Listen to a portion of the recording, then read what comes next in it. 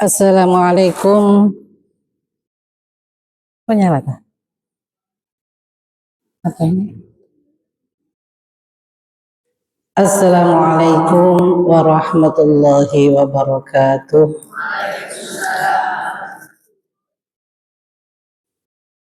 A'udzu billahi minasyaitonir rajim. Bismillahirrahmanirrahim. Hamdan syakirin, hamdan na'imin, hamdan yuafi ni'amahu wa yukafi mazidah. Ya Rabbana lakal hamdu kama yanbaghi li jalali wajhikal karim wa azimi sultanik. Allahumma sholli wa sallim ala sayyidina Muhammad wa ala alihi wa sahbihi ajma'in, amma ba'd. Alhamdulillahi rabbil alamin. Setinggi-tinggi arti puji dan sedalam-dalam arti syukur, marilah kita haturkan kehadirat Allah atas rahmat, nikmat, serta hidayahnya yang telah dianugerahkan kepada kita, sehingga pada hari ini, hari Sabtu tanggal 14 September, Allah masih memberikan kesempatan kepada kita umur panjang, sehat walafiat, sehingga panjenengan saged rawuh di Masjid Al-Muhajirin, dan insya Allah mudah-mudahan Allah catat sebagai amalan sholihah yang nantinya akan sangat-sangat bermanfaat untuk kita semuanya, insya Allah. Dan dari lubuk hati yang paling dalam tumbuh sebuah harapan dan doa, semoga sholawat beserta salam akan tetap tercurah kepada junjungan kita Nabi besar Muhammad Sallallahu Alaihi Wasallam beserta seluruh keluarganya, para sahabat-sahabatnya, dan pengikut-pengikutnya. Dan mudah-mudahan kita semua yang hadir di tempat ini dicatat oleh Allah sebagai pengikut Rasulullah Sallallahu Alaihi Wasallam yang nantinya akan mendapatkan syafaat dari beliau, Nabi besar Muhammad Sallallahu Alaihi Wasallam. Ibu-ibu sekalian yang kami hormati, yang pertama saya mengucapkan terima kasih teriring panjatan doa jazakumullah ahsanal jaza kepada keluarga besar pengurus Family Corner di Masjid Al-Muhajirin. Ini merupakan kegiatan pertama, perdana, betul Mbak Nia ya? Ini adalah kegiatan perdana dari seluruh masjid yang telah ditetapkan sebagai masjid yang menyelenggarakan Family Corner. Tepuk tangan untuk kita semuanya.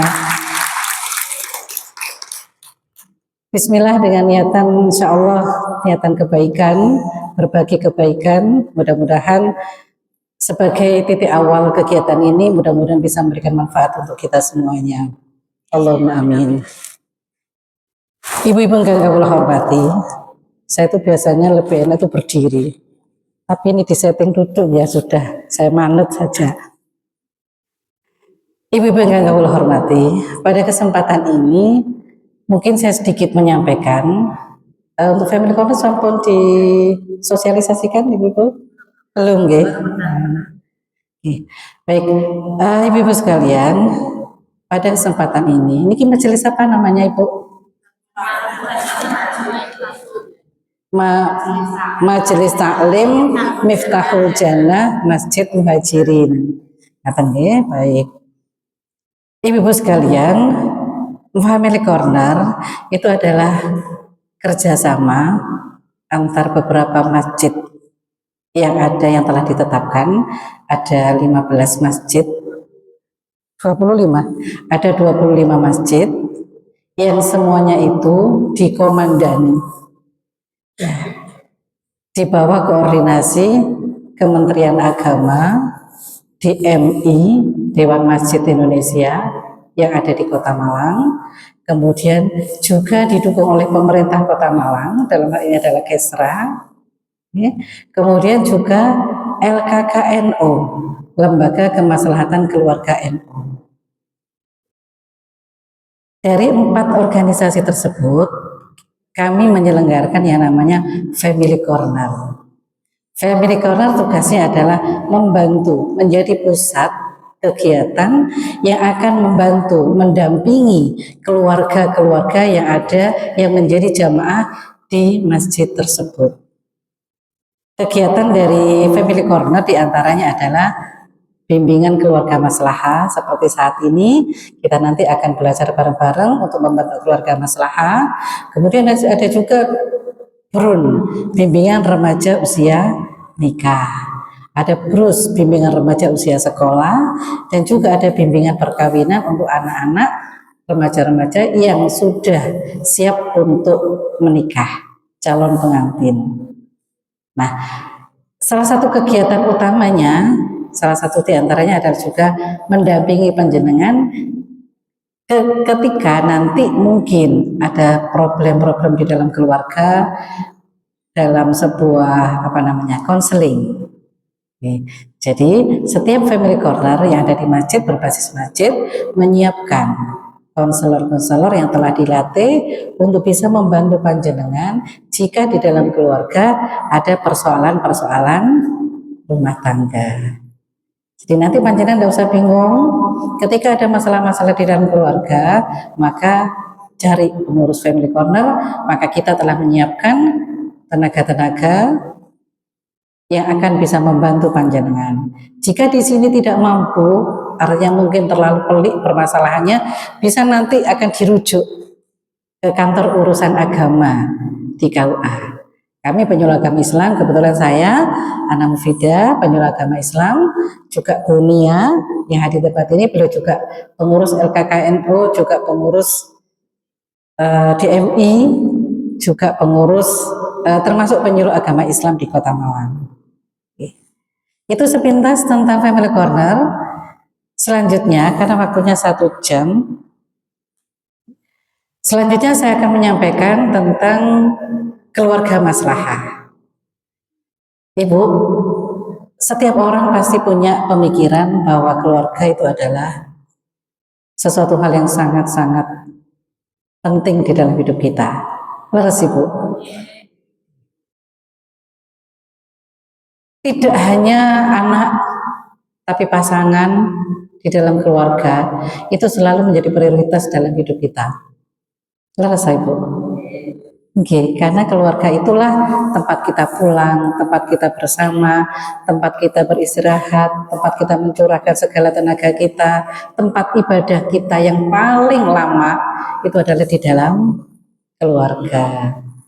Harta yang paling berharga adalah keluarga. Ini kemauan nyanyinya gak usah suwe-suwe. Intinya apa?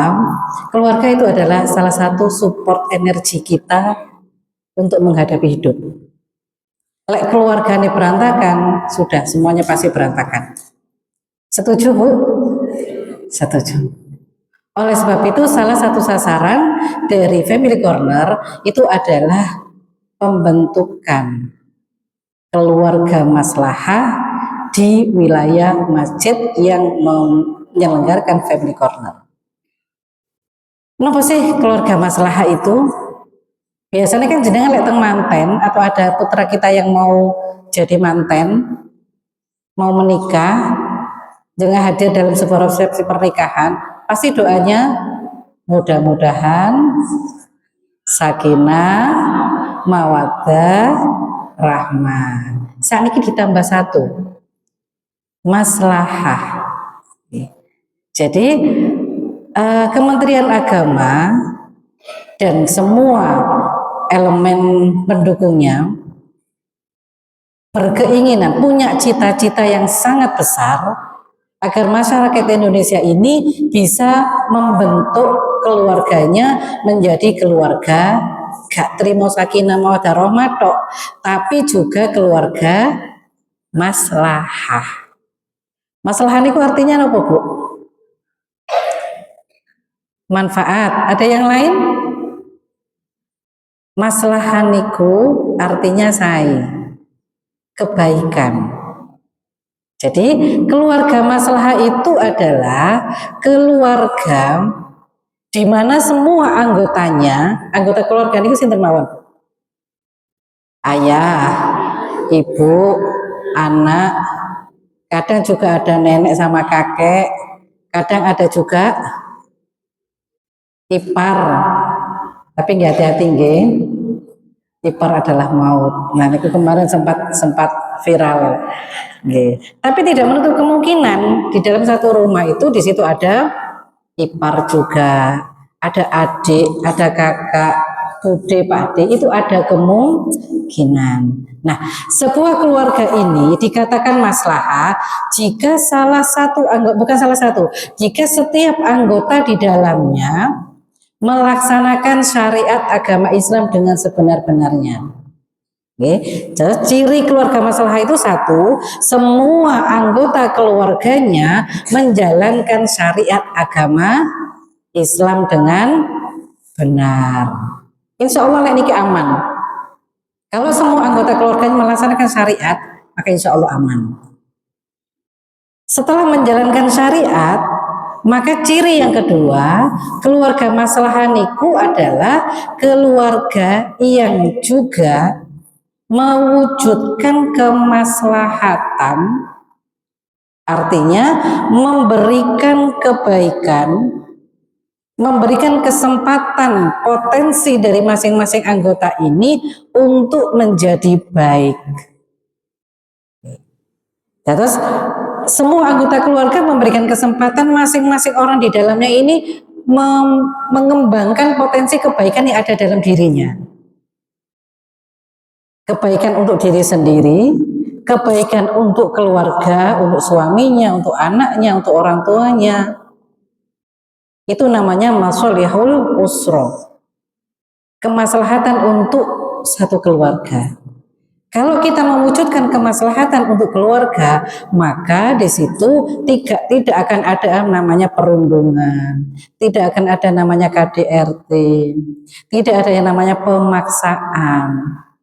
Semuanya saling membantu, saling mendukung, saling menghormati, saling menyayangi. Karena di sini salah satu cirinya adalah semuanya memberikan kesempatan masing-masing anggota mengembangkan kebaikan di dalam dirinya, di dalam keluarga. Umpamanya putrane, Bu, aku tak jebuk jurusan IPS. Kak, sampean kudu jurusan IPA. Kira-kira lek dipaksa arek niki bahagia apa mboten? Tidak akan bahagia. Nah, menggali potensi kebaikan dalam setiap anak, setiap anggota keluarga itu adalah wujud dari kemaslahatan untuk keluarga kita. Yang kedua, maslahul ammah, mewujudkan kemaslahatan kebaikan untuk lingkungan sekitar kita. Dalam surat Al-Ankabut, wa ma arsalnaka illa rahmatan lil alamin. Salah satu tujuan kita hidup di dunia, salah satu tugas kita di dunia umat Islam ini adalah mewujudkan rahmatan lil alamin. Nah, kalau kita sebagai bagian kecil dari unsur umat Islam mencoba menjadikan rahmatan lil alamin untuk keluarga kita, kemudian lingkungan keluarga kita di tetangga kanan kiri. Kalau misalnya ada tetangga yang anaknya ketika sore-sore sik dolin, kita mau manggil anak kita, ayo le mulai wayang ngaji. Sik Bu, iku lho, koncoku iku lho, gak ngaji. Opo sih aku kok kudu ngaji? Sampeyan bapak wis koncomu gak ngaji bapak wis. Sing penting sampeyan ngaji. Sing penting sampeyan dadi wong apik bapak wis koncomu gak karo-karo bapak wis anjene wonge gak ngerti. Itu kalau dulu boleh seperti itu, tapi kalau sekarang kalau panjenengan ingin mewujudkan kemaslahatan, maka jangan hanya kemaslahatan itu untuk keluarga kita, tapi kita tularkan kemaslahatan itu untuk sekitar kita. So boleh koncomu sing gak ngaji. Iku lho Bu, anak ibu iki. Ya wis jajal wis sampean sing penting saiki ngaji, engko jajal ibu tak ngomong nak ibuke. Cek iso ngaji-ngaji bareng, cek dadi apik bareng. Nah, itu artinya kita punya kepedulian mengajak maslahat kebaikan untuk lingkungan sekitar kita. Atau penjara aktif di PKK, aktif di napa ngarani dasawisma. Nah, di situ kita menularkan, mengajak pada kegiatan-kegiatan yang maslahat, yang baik, yang bisa membantu kemaslahatan lingkungan sekitar kita. Saged dibayangkan nggih. Keluarga ini pun masalah, saya satu keluarga. Kemudian lingkungan kanan kirinya nggih saya. Maka kalau satu RT semuanya mengembangkan kemaslahatan kados ngeten niki wau, baik kemaslahatan untuk keluarga maupun untuk umat, maka satu RW dados sae sedaya. Lek wis sak RW apik kabeh, iso uga sak kota Malang tadi sae. Kalau kemaslahatan ini juga kita tularkan kepada orang-orang lain yang ada di sekitar wilayah Indonesia, maka kemaslahatan rahmatan lil alamin juga bisa akan terwujud. Saged dipahami Ibu-ibu? Oke, itu adalah cita-cita besar kita semua. Oleh sebab itu berawal dari kita, berawal dari kita yang ada di sini, maka kita coba mempelajari. Oh iya yo, lek maslahat kabeh koyo ngene iki wau, insyaallah dadi apik kabeh. Nah, sekarang pertanyaannya, ya apa carane supaya keluarga kita menjadi keluarga maslahah? Ngoten nggih? Ya wis setuju aku, keluarga kudu didadekno maslahah, lingkungan juga harus maslahah. Tapi ya apa carane? Nah, ada konsep yang namanya bangunan keluarga maslahah. Bangunan keluarga maslahah. Panjenengan kalau keluarga itu kan kata lainnya adalah rumah tangga. Leres Ibu? Nggih. Rumah tanggamu ya apa, Nduk? Keluargamu ya apa, Nduk? Kan maksudnya seperti itu. Nah, kalau namanya rumah, kita ibaratkan seperti bangunan rumah. Saya punya gambaran seperti bangunan rumah. Nah, bangunan rumah ini nanti kita wujudkan menjadi keluarga yang maslahah. Bangunan rumah yang maslahah. Nah, kalau membangun rumah, niku minimal ada 4 unsur yang harus terwujud. Ada berapa unsur, Bu? Ada 4 unsur. Jenengan lekat ini bangun omah, mana dulu yang harus dibangun kuat? Fondasi. Fondasi dibangun dulu yang kuat. Ketika fondasi sudah terbentuk, berikutnya nopo? Nopo? Tiang atau yang namanya pilar. Terus fondasi dulu, kemudian pilar. Kalau pilarnya sudah berdiri dengan kokoh, selanjutnya tidak semua bangunan punya tembok. Jenengan tahu gazebo? Gazebo kan tidak ada tembok, gitu. Nah, apa yang pasti ada? Atap. Jadi unsur pertama tadi fondasi, unsur kedua pilar, unsur ketiga atap. Terakhir ada 4 nggih, terakhir nopo kira-kira? Niki bedek-bedekan malian niki. Apa yang keempat? Tidak semua tempat punya tembok. Isi di dalam rumah. Kalau cuma bangunan rumah toh, itu belum jadi rumah tangga, gitu kan? Isinya atau suasana batin di dalam rumah tangga itu bagaimana? Terus saya simpulkan dulu, ada 4. Napa mawon 4 itu? Fondasi, pilar, atap, isinya atau suasana batin. Batin itu jero, isi di dalamnya. Nah, sekarang coba kita onceki lagi satu persatu.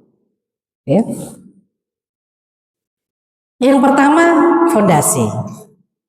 Kira-kira fondasi untuk keluarga niki menjadi betul-betul kokoh, betul-betul napa ngarani kalau fondasi itu kuat, bisa menampung, bisa menjaga supaya tidak sampai goyah, tidak sampai ambruk, walaupun ada badai, walaupun ada banjir, walaupun ada apapun. Fondasinya itu apa saja kira-kira? Akidah, napa malih? Akhlak, napa malih? Wis pokoknya apik-apik, Bu. Ngoten nggih. Kalau dalam konsep keluarga maslahah, yang namanya fondasi itu ada 3.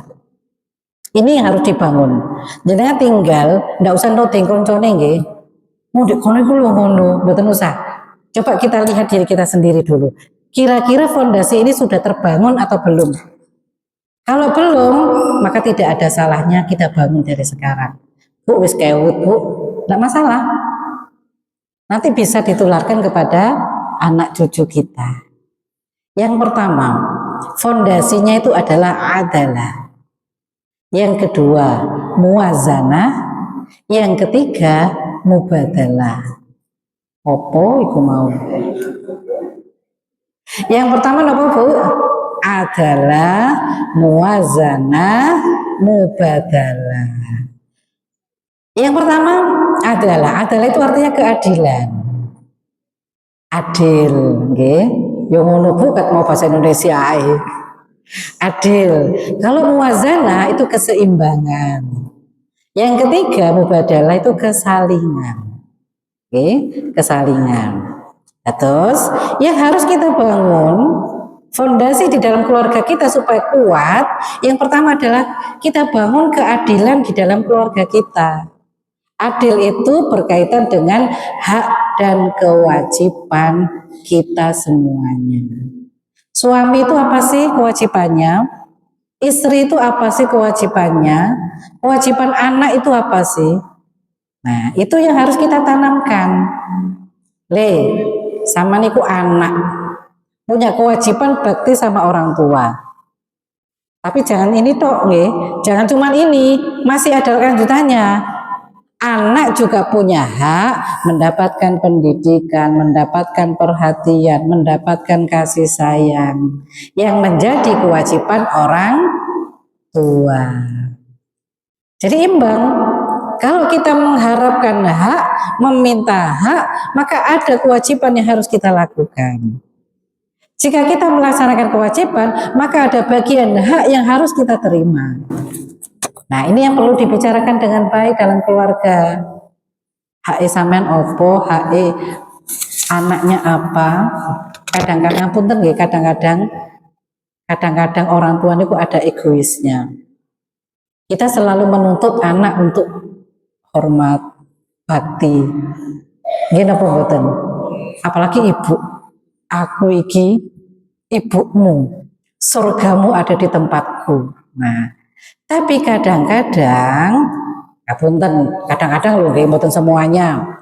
Kadang-kadang kita lupa dengan haknya dari anak.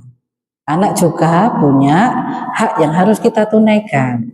Bukan hanya kewajiban yang harus dilaksanakan. Nah, kalau keadilan ini terwujud, insya Allah tenang.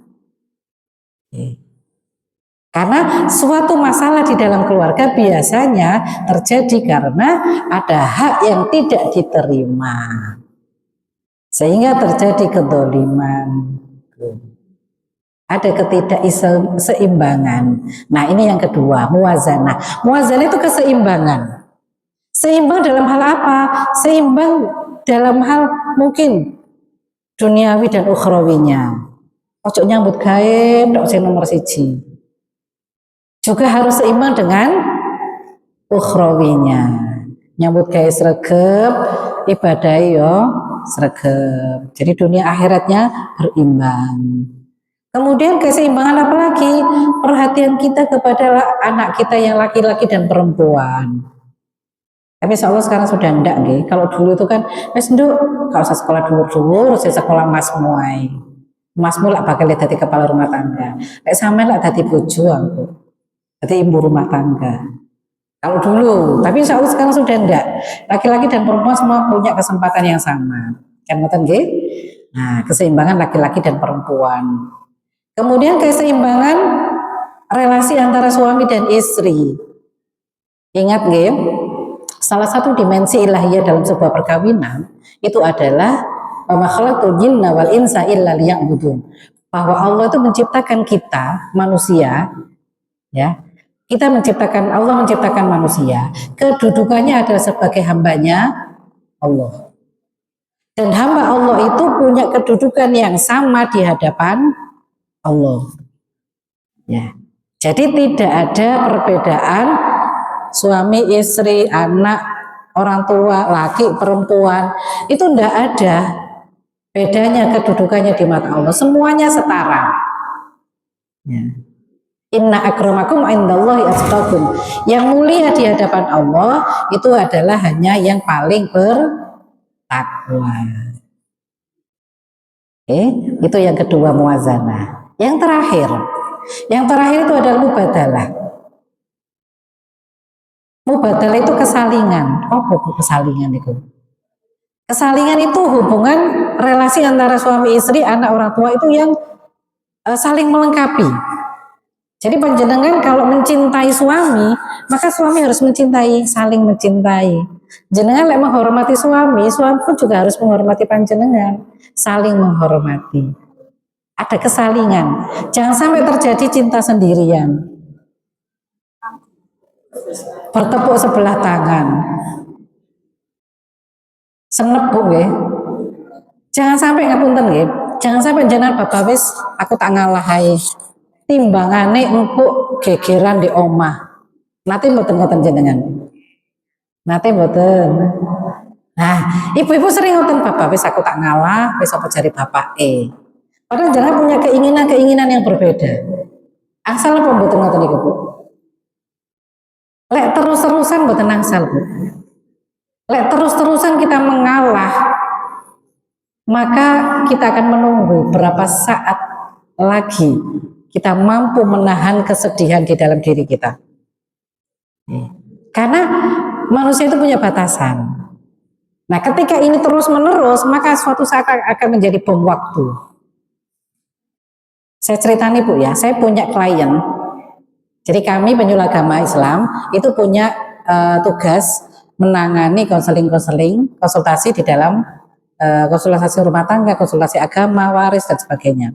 Nah, salah satu klien saya ada usianya Bu 50 sekian. Dia menikah sudah 30 tahun sekian. Datang ke saya, Bu, saya mau cerai. Bu Pak, jenengan usia pinten? 57 atau 6 gitu loh. Terus usia pernikahannya 30 sekian. Anak saya sudah mentah semua Bu, sudah menikah semua, tugas saya sudah selesai, saya pingin sisa hidup saya pingin bahagia. Coba. Loh Pak, selama ini berarti jenengan tidak bahagia? Boten Bu. Nopo kok boten bahagia? Kan jenengan nikahnya dulu dijodohkan. Apa tidak mencintai istrinya atau istrinya tidak mencintai? Saya cinta sama istri saya juga cinta sama saya, tapi saya tidak bahagia. Saya selalu ngempet mulai dulu sampai sekarang. Loh kenapa Pak?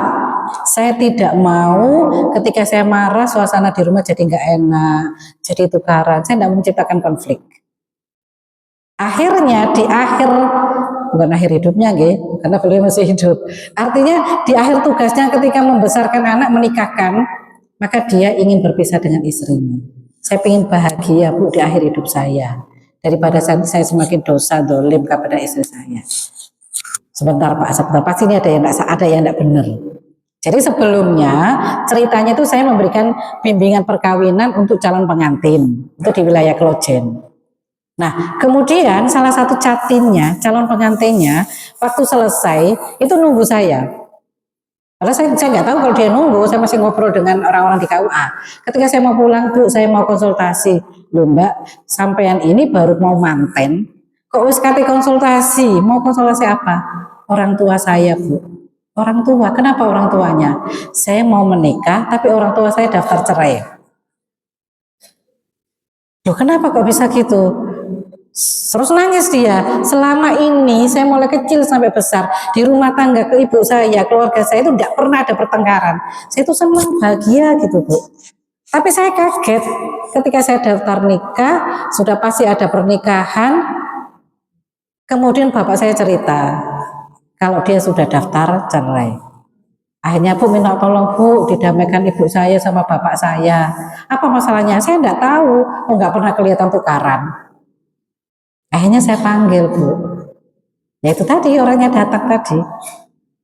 Nah ternyata ketika saya panggil istrinya, saya nggak ada masalah apa-apa Bu, gak rumongso. Ternyata katanya bapaknya tadi, semua keputusan apapun di dalam keluarga yang mengambil keputusan adalah ibunya, istrinya.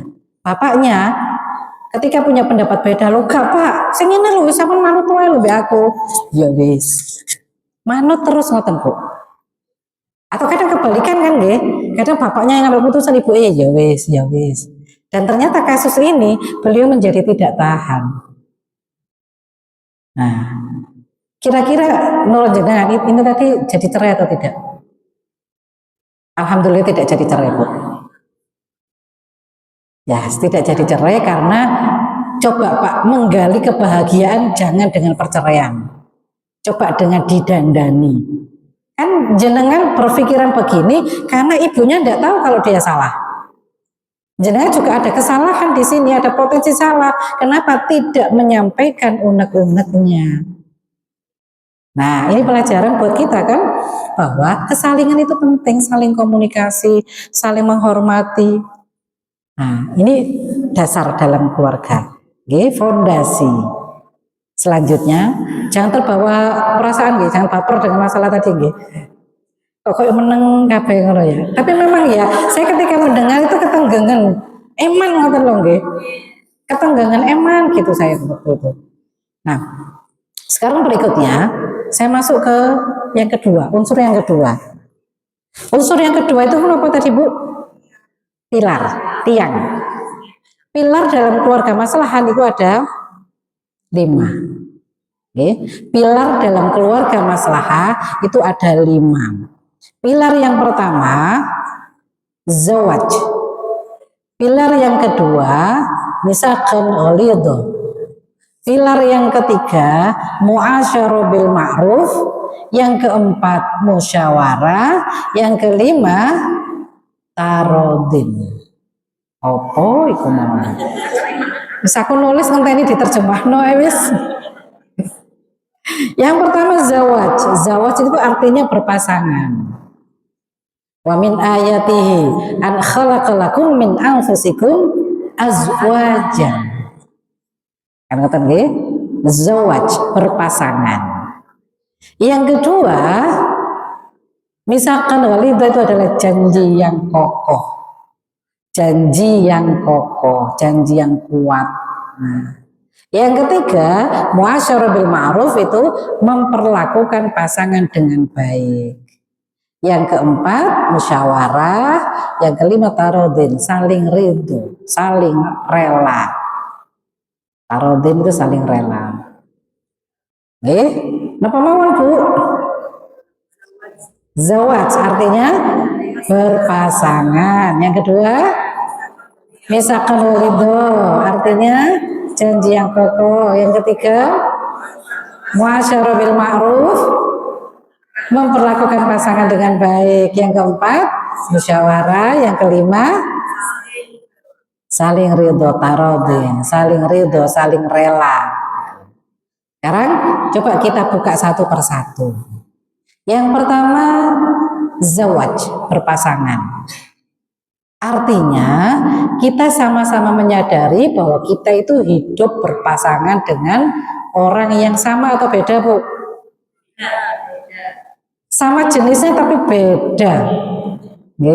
Wa min ayatihi an khalaqalakum min anfusikum azwajan. Anfusikum dari golonganmu.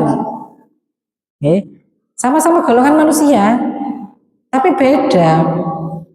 Laki dan perempuan. Nah, laki dan perempuan itu kan beda. Gitu. Fisiknya saja beda, apalagi cara berpikirnya, perasaannya jauh sekali berbeda. Nah, kalau berbeda, apakah bisa bersatu? Bisa. Jangan seperti puzzle lah, Bu. Puzzle itu potongannya sama atau tidak? Tidak sama. Tapi ketika dikumpulkan jadi satu, membentuk satu bangunan yang kokoh, yang kuat. Jadi orang yang berbeda dengan kita, insya Allah tetap bisa kuat bersama. Jika saling menyadari bahwa kita adalah berbeda. Ujungnya kemana? Yang kelima tadi, taruh dan ridho. Ridho dengan perbedaannya tadi. Contohnya ngeten, ibu-ibu itu punya kemampuan berpikir dalam satu waktu itu banyak hal. Nggih. Contohnya ngeten. Ibu-ibu niku lek tangi kan mesti isuk dhewe nggih. Bangunnya pagi, ngurupno kompor nggodhog banyu, disambi nyapu-nyapu. Nggih, disambi nyapu-nyapu, disambi bengok-bengok nggo gawe anake. Ayo tangi, salat. Kan ngoten nggih. Bisa, tapi kalau bapak-bapak itu lek wis nggodhog kompor, nggodhog banyu, ngenteni sik. Lek wis mari baru nandangi liyane. Kalau saya di kantor Bu ya, saya di kantor tuh ngetik. Saya ngetik laporan, kemudian ada telepon masuk. Iso, ambil telepon, ambil tetap ngetik. Di sini ada cemilan sambil nyemil kok ya iso. Saged Bu ngoten jenengan. Saged. Karena perempuan itu punya kemampuan seperti itu. Secara psikologis itu mampu kados ngoten. Jenengan diutus putrane sing wedok ater-ater atau panjenengan dulu mungkin ya. Akhirnya kita no ater-ater iki kayak nang kono. Kalau saya tuh mikir gini, Bu, gak kedidikin lagi Bu. Izin Bu, mosok megene antuk dikekno. Ngoten Bu? Iya, perempuan seperti itu. Kakean sih dipikir. Bercabang-cabang. Jenengan gak seragam. Rapat sedino mari. Seragam nih Bu.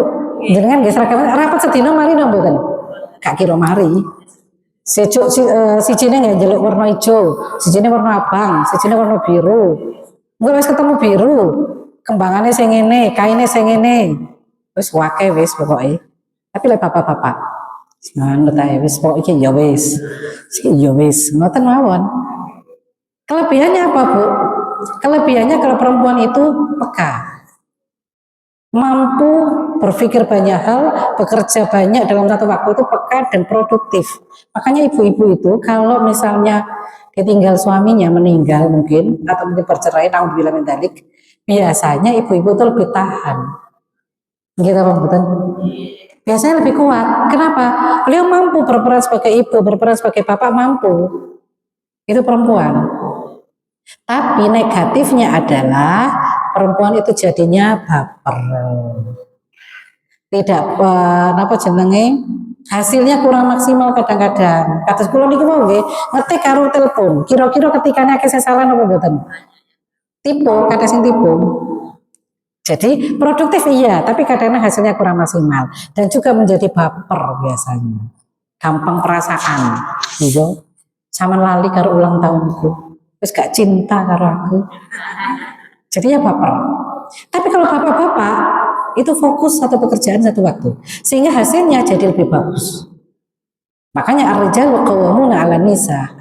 Laki-laki lebih bisa mengambil keputusan dalam waktu cepat. Nah, saya pernah Bu, saya pernah jalan-jalan. Anak saya 3 itu laki-laki semua. Anak saya 3 laki-laki semua. Nah, kalau dulu, sekarang sudah besar-besar nih. Kalau dulu masih kecil, kalau mau hari raya, saya giring ke Matahari. Saya bukan promo Matahari loh, nggak punten. Saya bukan promo, tapi ini cerita saja. Saya ke sana, kemudian sama suami saya, sama anak-anak, saya ditinggal. Wis ndak sama di kene ae, di tempat wedok milio kelambi sakar sampean wis. Aku tak ngeten arek-arek, karena laki-laki semua, jadi sama bapaknya. Saya sendirian. Wis sak jam ya, mulai sak jam lama tak parani. Nggih. Alhasil 1 jam berlalu, saya belum dapat apa-apa, Bu. Suami saya wis nenteng barang. Terus endi ndah? Dereng Mas. Kok iso saya wis sak jam? Bingung. Endi sing sama seneng endi? Iki lho Mas. Saya tunjukkan satu. Iki lho Mas. Apa terusan? Iki apik Mas, warnane kalem, warnane iki apik. Tapi sayang ki lho pitai gak seneng aku pitai. Terus di mana? Iki apik Mas, kalem warnane terus modelnya wis apik. Tapi saya gak ono. Situ emane, iki apik modelnya tapi warnanya kengejrengen. Aduh. Akhirnya suami saya gini, endi sing pertama kali saya mendelok sing menarik, iki Mas. Ukurannya apa? XL. Langsung diambil Bu. Langsung diambil dibawa ke kasir. Loh sik Mas. Wis talah iki ae. Diambil dibayar. Waktu itu saya rodok mencucu Bu. Ojo sampai tekan rumah. Karena gak lega sih an. Begitu sampai di rumah, wis ndang cobaan. Aku pengen delok. Saya coba. Begitu saya coba, saya ngocok. Api tiba. Katanya sama saya kan, bener kan aku? Iki sama lek dijarno milih iso sampai asar gak mari-mari. Katanya begitu. Pernah enggak Bu jenengan keliling? Balik-balik. Atau kadang malah enggak dapat apa-apa. Iya bener nggih? Tibake podo. Nah itu perempuan. Makanya harus taruh tadi rela. Jadi bapak ini kok ketika jenengan seperti itu, bapaknya kudune ridho. Yo jane wong wedok wis ngono iku maklum aku. Nah, jenengan kaya itu bapak ikut kerasa kerusus sik ta lah Pak, mikir iki sik ta lah Pak. Nah, kita harus sama-sama maklum bahwa kita orang yang berbeda. Maka cari celah. Cari celahnya. Paham Bu sini nggih? Saya lanjutkan yang kedua. Yang kedua ini misalkan itu janji yang kokoh. Sama-sama setia, komitmen bahwa kita adalah pasangan yang telah dipertemukan oleh Allah dan nanti akan dipertanggungjawabkan di hadapan Allah. Nah, itu kesetiaan. Pun aku paham, gak usah dijabar normali. Yang ketiga muasyarah bil ma'ruf. Muasyarah bil ma'ruf memperlakukan pasangan dengan baik, saling mencintai, saling menjaga, saling menghormati. Nah, niku muasyarah bil ma'ruf. Yang keempat musyawarah. Nah, musyawarah itu artinya rundingan, Bu. Rundingan itu kadang-kadang panjenengan itu koyo rundingan tapi memaksakan kehendak. Ini yang tidak boleh. Yang namanya rundingan, musyawarah, komunikasi itu dua arah.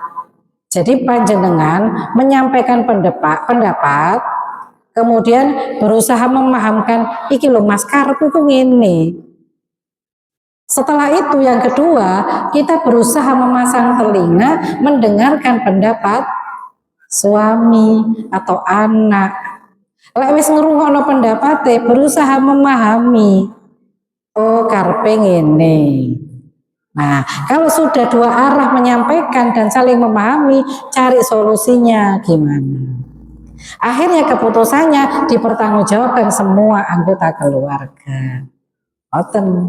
Nah, kadang-kadang kita dengan anak ngobrol, tapi memaksakan ndak wis le pokoknya kudu ngene lho gak Bu, aku lho pengin ngene wis gak pokoke ngene iki. Itu bukan musyawarah namanya. Nggih. Ngoten nggih. Kemudian yang ke musyawarah keempat, yang terakhir. Yang terakhir itu tarodin. Tarodin itu saling rela. Rela dengan kondisi pasangan, rela ridho dengan kekurangan pasangan, ini yang penting. Karena manusia tidak ada yang sempurna, Bu. Oke? Kita tidak pernah sempurna, maka jangan berharap suami kita menjadi sempurna. Kak apa wis bojoku elek. Sebenarnya kayak duit. Kak apa wis bojoku ganteng tambah seneng aku. Tur setia. Wah, itu luar biasa nih, kok. Kak apa bojoku medit, aku wis loman. Karena suami pasangan tidak akan pernah ada yang sempurna, Bu. Kalau sing wapi, suwayan, tapi gak duwe. Kalau saya duwe akeh, tapi medit, meneng, kata ngomong.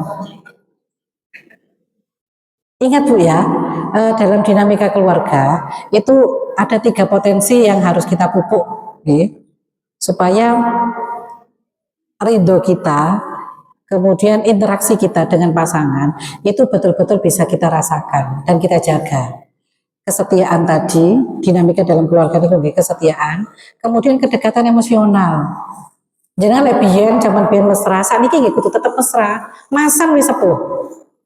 Tetap kudu mesra dengan pasangan. Karena kedekatan emosional itu yang menjaga hati kita. Ya. Nah, kedekatan emosional itu terbentuk jika bahasa cinta kita itu terus kita jalankan. Ada orang itu gak bisa ngomong sayang, gak bisa ngomong cinta, tapi dia itu sering melayani. Mungkin jenengan ibu-ibu itu biasanya meneng, gak ake omong, tapi ngeladeni. Bapak edahar dijupukno, bajunya diringkesi. Itu berarti bahasa cinta itu adalah pelayanan. Nah, kita harus paham bahasa cinta pasangan kita itu apa, harus paham. Supaya bisa tetap saling mencintai terus. Itu game. Nah, saling ridho ini tadi. Kalau kita punya pasangan yang ngapunten, ada banyak kekurangan mungkin pemarah, ya. Maka kita cari celahnya, cari kebaikannya. cari kebahagiaannya, karena tidak mungkin orang itu akan selamanya seperti itu, tidak mungkin, pasti akan ada perubahan-perubahan. Itu dulu Bu, saya cerita itu pengalaman saya saja, lek wong liya mesti maling rasani. Pengalaman saya dulu ketika melihat orang tua saya, bapak saya itu keras, bapak saya keras, disiplin, ya sangat keras.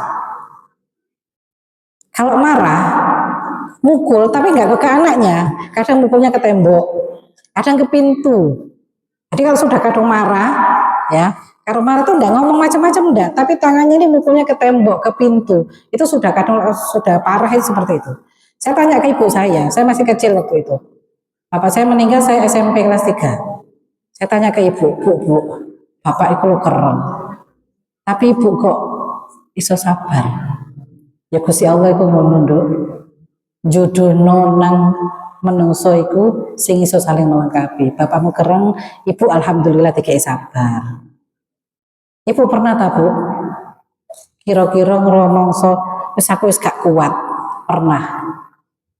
Terus, saya bilang gitu, terus. Ya ibu larinya ke, waktu itu saya tanya ketika ibu saya, bapak saya sudah meninggal. Terus ibu gimana? Larinya ke Bunyai.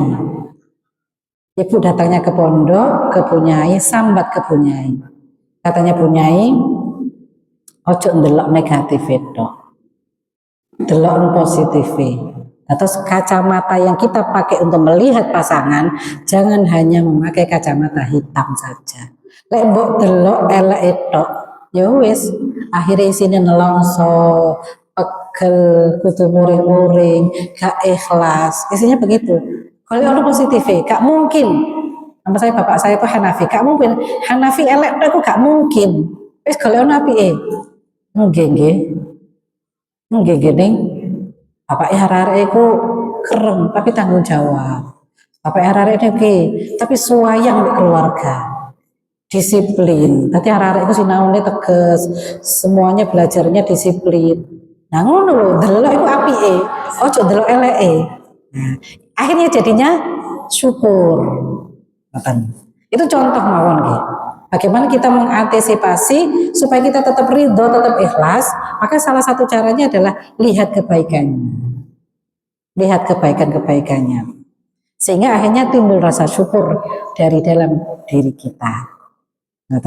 Saling ridho itu bisa seperti itu. Ini 5 pilar. Oke. Saya ulang lagi apalah Bu? Berpasangan, janji yang kokoh, memperlakukan pasangan dengan baik, musyawarah, saling ridho, ikhlas, itu pilar. Satu lagi, apa Bu? Atap. Atap itu menaungi seluruh bangunan. Nah, atap itu apa? Atap kemaslahatan. Atap kemaslahatan. Artinya apa? Bahwa dalam keluarga ini harus sama-sama membangun kebaikan. Apakah kebaikan untuk keluarga seperti yang saya jelaskan tadi, yang namanya masolihul usra, atau kebaikan untuk lingkungan sekitar kita, masolihul amma. Atap ini nanti bisa membantu tetangga kanan kiri untuk berteduh. Atau orang yang lewat numpang berteduh ketika hujan. Nah, jadi fungsinya atap adalah membangun kemaslahatan, kebaikan. Itu yang menjadi semua tujuan semua keluarga, membangun kebaikan, kebahagiaan untuk semua anggota keluarga. Yang terakhir, apa nih terakhir Bu? Isi suasana batin. Suasana batin dalam keluarga harus terwujud sakinah, mawaddah, rahmah. Saat ini kalau tanglet, sakinah artinya apa Bu? Halo? Sakinah artinya nopo? Kena manten yo oh sakinah mawaddah rahmah, amin. Sakinah apa Bu? Ibaratnya sakinah, kemudian mawaddah. Ada yang tahu mawaddah? Wis katok gak wis. Rahmah. Nah, kasih sayang.